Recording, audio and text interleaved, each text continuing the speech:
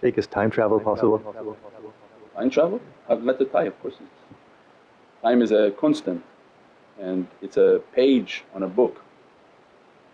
So to move in the world of light you can move back and you can move forward, but that requires permission from Allah. So for the believer it's the duality of light.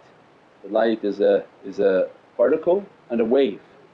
At a particle we see each other in a form, but our wave reality is our light is emanating everywhere, everywhere in this time, from beginning of time our light to the end of time that light. So how to reach to the world of light is to free ourselves from the world of form. That has a much deeper understanding, those are all the spiritual practices. When Allah opened in the last days for Sayyidina Mahdi is this Haqiqatut Tayy, inshaAllah, that the believer with Bismillahir Rahmanir Rahim step and to move to wherever dimension Allah want and wherever location Allah want for them. What they understand in movies is little bit, but they don't understand it. There's a new movie that came out, it's something about going backwards as they're moving, then everything would go backward when they're moving. That Oh yeah, Tenet.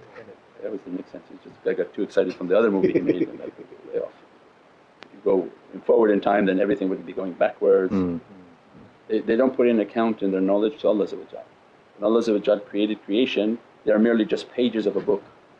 So every moment stays in eternity. This moment of ours is a page, eternal, it shifts. Next day is a new page. But in the world of light if they free themselves from physicality they enter into the world of light.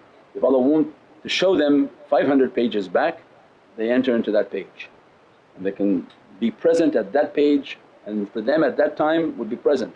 But not something they understand. See, there's a lot of people asking